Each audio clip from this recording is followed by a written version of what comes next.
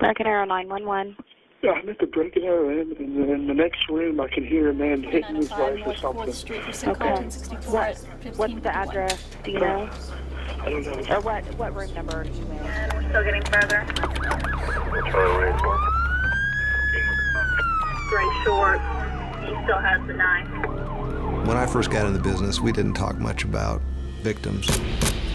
We talked a lot about bad guys, about interviewing bad guys, chasing bad guys. We understood one side of the coin really well, which was the enforcement side, but we didn't really understand the service side of it, particularly regarding our crime victims.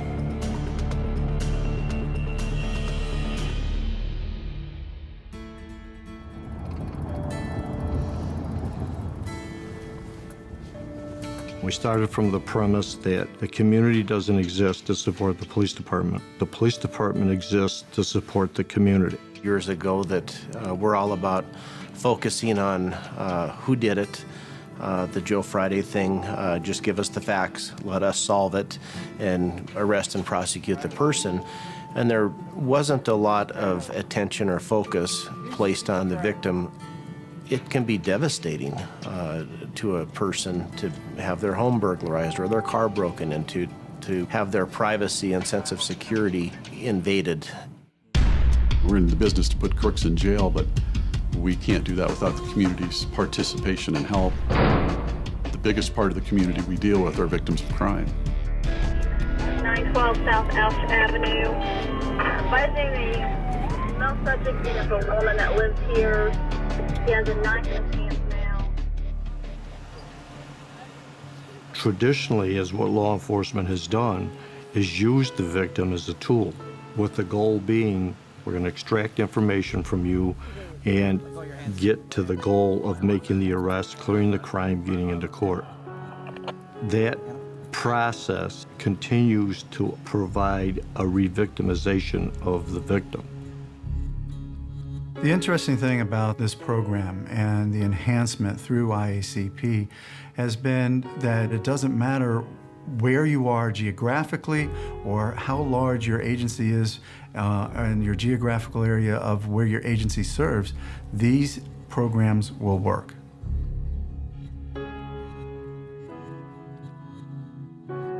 Through this enhanced police-victim relationship, what we're able to provide now to victims is we work in partnership with them. They become part of our team. We can't undo what's happened, but I feel that now we're at the place where we are actually taking a holistic approach to not just getting information and using a victim, but viewing the victim as what they are, a person that's in a crisis situation. And then when he threatened to kill everybody, that's when I ran next door. And like I said, I didn't want it to end this way.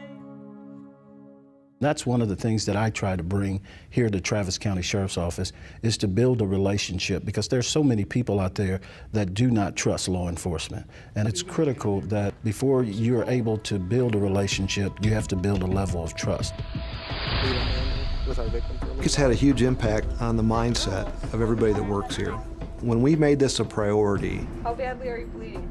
Everybody from our telecommunicators who work in dispatch, Stay on the line with me until the police officers arrive, okay? to the first responders, to detectives, to our victims advocates, they all started thinking about this in a new way. We've seen an increase in our case closure rates over the last several years. Right now they're up over 80% and have consistently been there. Usually they were 50 to 60%.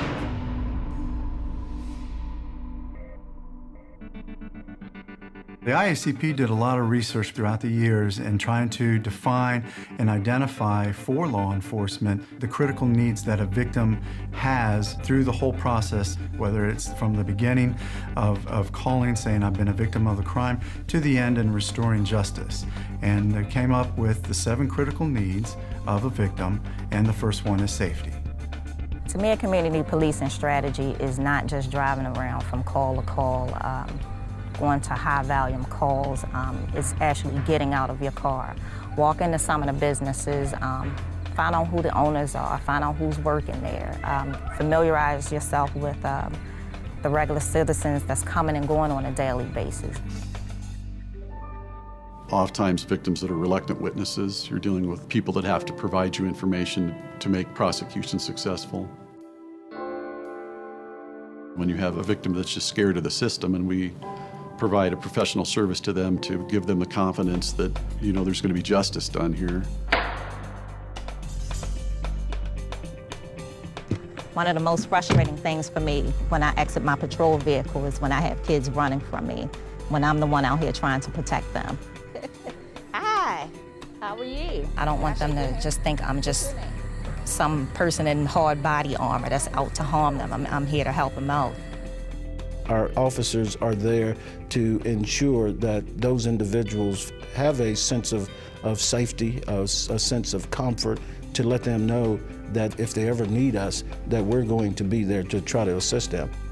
Once you show the victim that you care about them enough, they will do whatever they can in order to help us solve the case, because it establishes the fact that they know that we care about them and will do whatever we can to bring resolution to their investigation.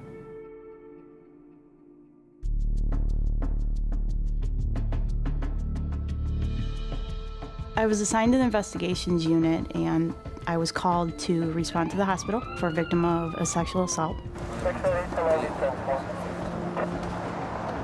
As an officer, you have to be patient with the victim, but at the same time, you have to also realize you have a goal. You have to get information, very personal information for the case, because ultimately, in the end, in the back of your head, you want to get the offender. My husband at the time actually raped me, and he kept me entrapped in the house. I wanted Vicki to make sure that she felt safe and that she had options, that she had the support of the police department. She was very comforting. If you needed something, they were there, but they also gave you your space. Staying in communication with her and talking with her and showing her respect and just listening to her, I think makes a big difference with victims. I actually do feel that I would not prosecute it had they not been this way in the beginning.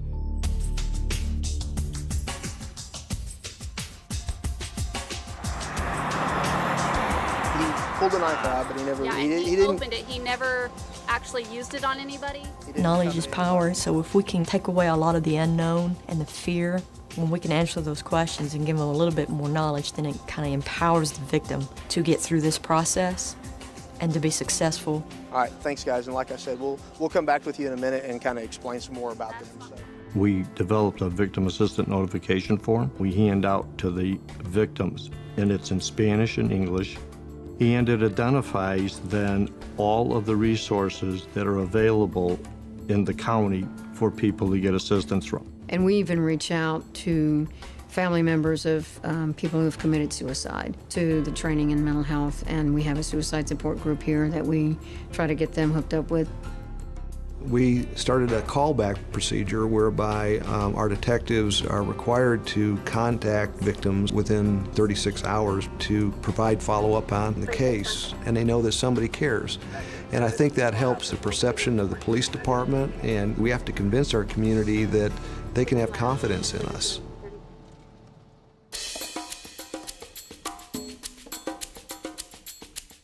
We have a pretty big Spanish-speaking population in town, and I'm the only Spanish-speaking officer in the department. They come in and ask for me personally a lot, or I have to assist with interviews and stuff. I put them a lot more at ease.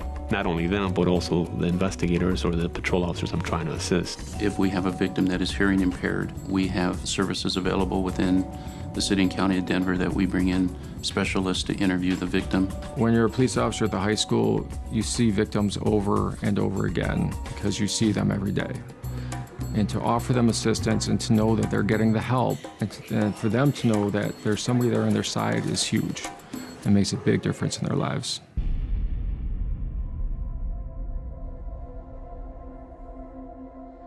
In this one particular case, this woman was not very cooperative, so I just told her, I believe you're in danger. I believe what you said is true, and I believe that I can help you.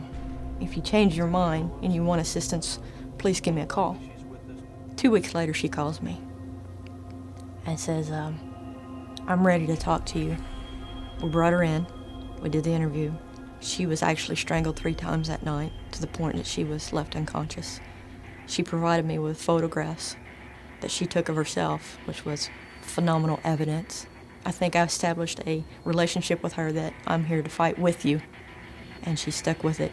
He has a felony conviction. She was able to get a conviction and a bad guy.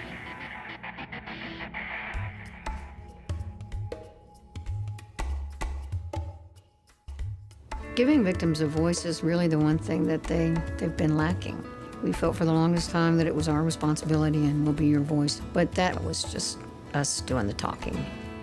Giving them the opportunity to voice what went right with their case, what went wrong with their case. If there's a better way that we can serve them, things we can do differently, then we want to be able to do that. We have individuals that are on the board of the Texas Advocacy Project, which is a domestic violence organization who brought some of those past victims to the legislature to get some bills passed. And those individuals felt a sense of gratitude by being able to speak up, and they felt like they had their voice back.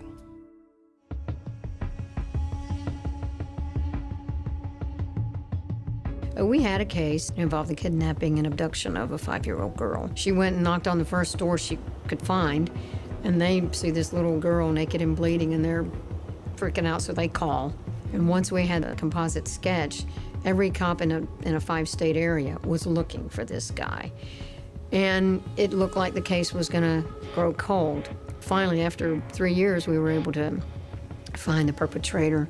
That gave us a great deal of satisfaction as a law enforcement agency, but also a great deal of resolution for our crime victim in this case. And she addressed her offender directly and had the opportunity to make some comments to him that had been in her young mind for all this time. It's the idea that you're doing it not just for the sake of, because you're a cop, you're doing it for the sake of justice for your victims. It's not just the police strategy. The hospitals have to be on board, the emergency room. When that victim comes in, it has to be the criminal justice strategy. As they start to move up to the next level of this with the state's attorney's office, they have to be on the same page and understand that notifications have to be in place. We have to be a team. We have to partner. Serving victims is not only the right thing to do, will you let me help you get into that type of service? it really helps the department. It helps our community. It's created a trust from not only victims, but throughout the community of the department. It started from just focusing on the perpetrator to trying to make the victim whole again. We're giving them resources not provided a long time ago. When you do a good job for a crime victim, you're not just doing a good job for that person, you're doing a good job for their family members, for their co-workers, for their neighbors, for everybody that person knows. That good deed that you do is multiplied many times in the community. At the end of the day, we both want the same thing. We want justice. If we work together, that I believe should be our ultimate goal, not just prosecution, but restoration. It's changing a philosophy. We're changing how we do business. The results and the outcomes are going to be consistent and they're going to be beneficial. And that's what we have found has happened as we've gone through this enhanced police-victim relationship.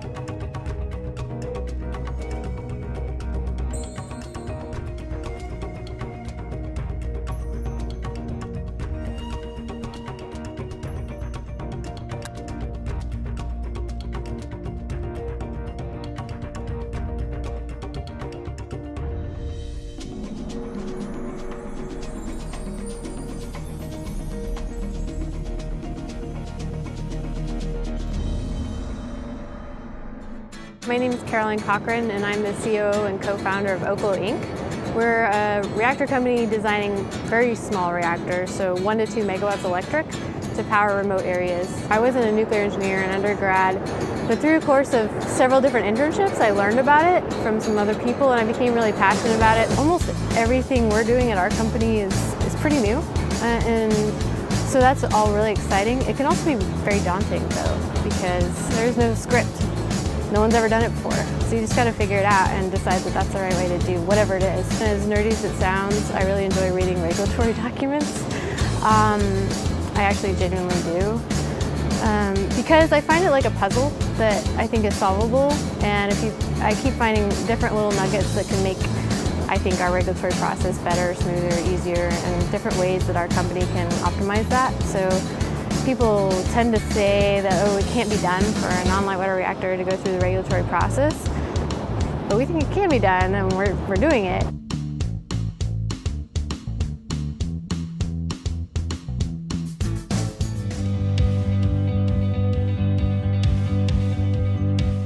Cleaning up and revitalizing land across the country and returning it to local communities is a key part of EPA's mission to protect human health and the environment. The Superfund program is one of EPA's core programs, which manages the cleanup of the nation's worst hazardous waste sites. The state, in cooperation with EPA and oftentimes consultants that we bring on board, do review the plans and specifications for the design as well as the remedial action work plans to ensure that they are safe. EPA has worked with us hand in hand, and most of the work was done by our city engineer. He has direct communications with them, and it was really a partnership between the federal government, the state, the city, and the private development, as well as Duke Energy, and all those things kind of came together, so just really trying to expedite permitting and a lot of the paperwork that goes on behind the scenes. The EPA was very helpful in that. The Superfund Task Force was set up in May 2017 to refocus and revitalize the Superfund program. The goal was to help ensure the cleanup efforts operate effectively and efficiently so that more sites can be cleaned up and returned to communities. In its first year, the task force has addressed barriers that delay the cleanup and redevelopment of contaminated sites. Some of the first-year accomplishments include identifying and addressing liability concerns to speed up developer investments, promoting redevelopment and community revitalization through guidance and technical assistance on site reuse, and engaging partners and stakeholders through improved risk communication and long-term stewardship. The Superfund Task Force also oversaw the creation of a new online human exposure dashboard that provides real-time information on Superfund sites, deleted or partially deleted 9 sites from the national priorities list, and identified cleanup sites where the administrator's involvement would spur quick and comprehensive action. With these accomplishments and the continued work through September 2019, the task force will streamline the cleanup process so that more sites can be returned to communities. The biggest thing that this successful cleanup represents and successful cleanup and redevelopment underway is opportunity. We have opportunities now that we didn't have before. The color around here now is so much different. If you drive up on some of the higher elevations on our golf course, it's just green as far as you can see. And compared to, the browns and the grays and the haze in the air, it's just really a different environment. EPA's Superfund Task Force will continue to refocus and revitalize the Superfund program and engage states, local communities, tribes, and other stakeholders at all levels to continue the environmental and economic restoration work happening across America.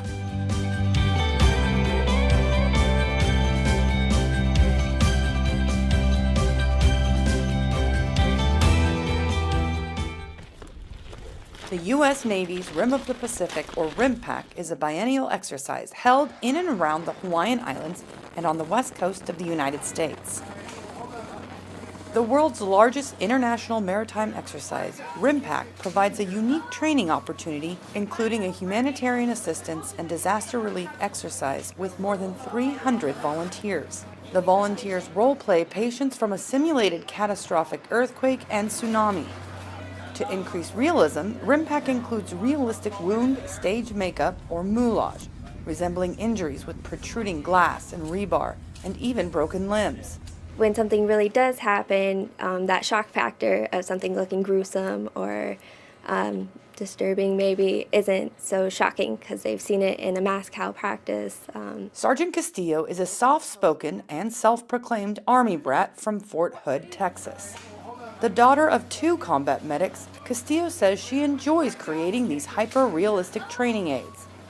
So this I actually do in my free time when I have the time to do it. I don't use these exact materials. These were a learning curve for me. Castillo and her team fill a gap in training. Sensory experiences, what is felt, seen, and heard, and sometimes smelled, increases realism and provides shock desensitization to increase readiness.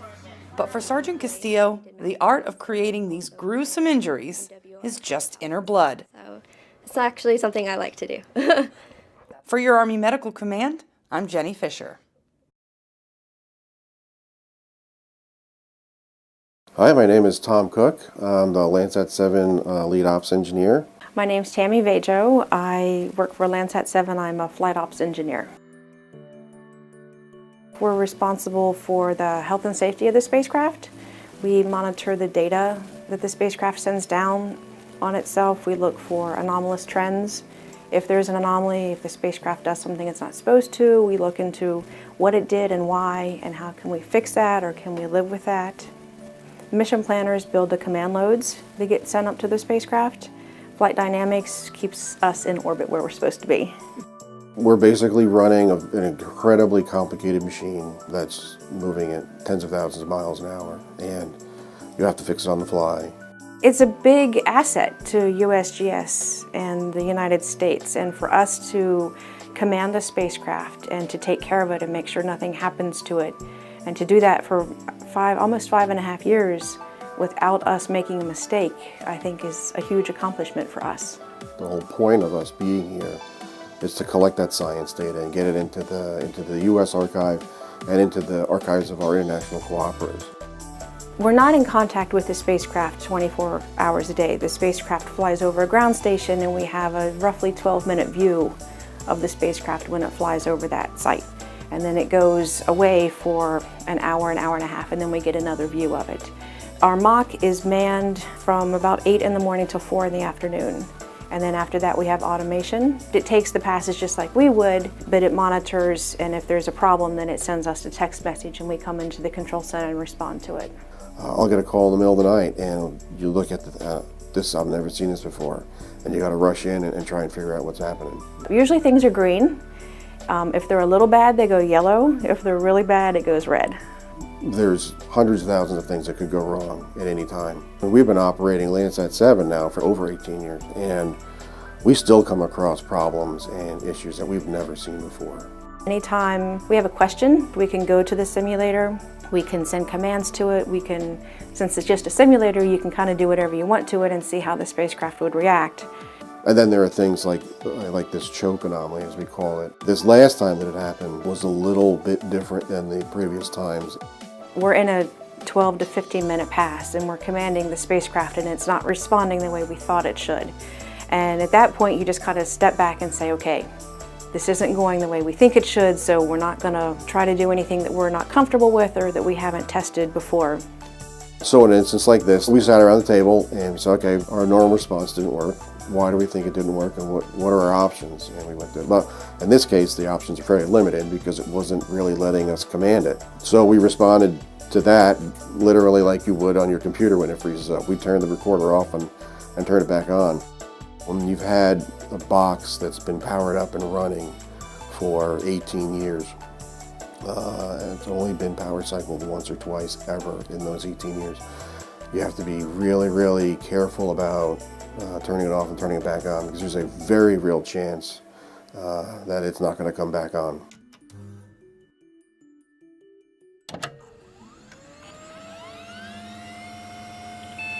Immediately when it came back on, that was good, and then after we turned it on, we powered up the different boards on this particular box, and they all came back on. And we recovered in a day. It took a full 12, 14 hours, but we were able to do it. In a way, you're playing with house money. The spacecraft was built for a 5-year mission, and we're on year 19 now.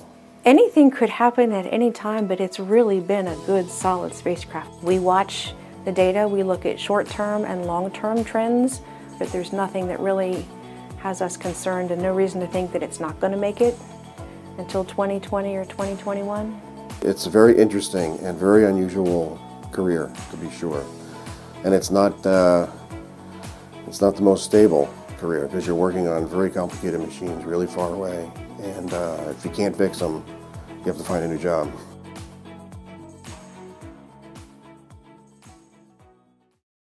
The following program was produced by the United States Courts.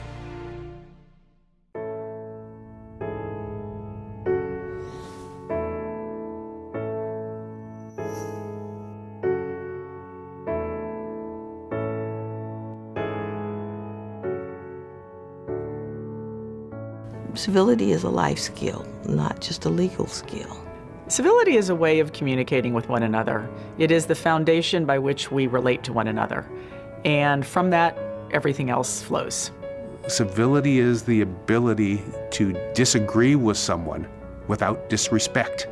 When you show that you are respectful and considerate of the opposing side, then both sides are more susceptible to trying to reach a resolution.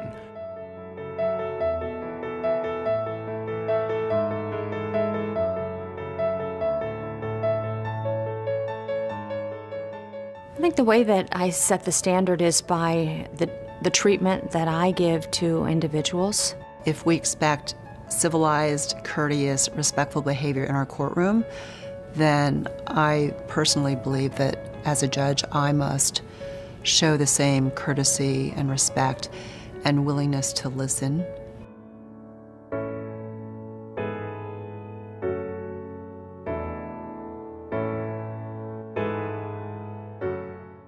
I absolutely counsel young lawyers, law students, and lawyers that civility is an important part of their obligation as attorneys, whether they're in the courtroom or outside the courtroom. Be very, very formal, because the formality also is a sign of respect. We get so much further when we have individuals working together. Even though they don't agree, they respect each other's point of view.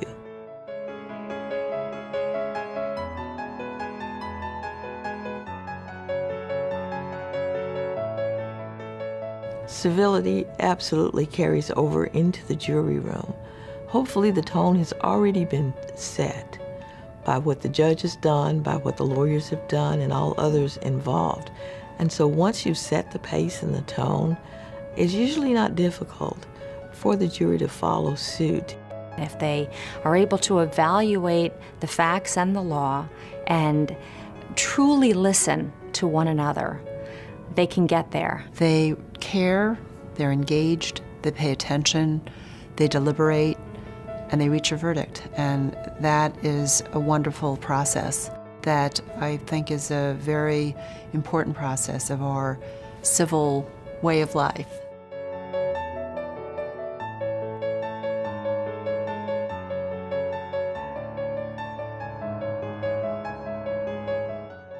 When you're uncivil to the other side, it tends to cause both sides to go to their own corners and to resist compromise and resist reason, and it only serves to drive people apart. You will never regret being kind. And it starts with how you present yourself, how you present your opinions, and most importantly, how you receive and respect others' opinions. The rule of law is rooted in civility.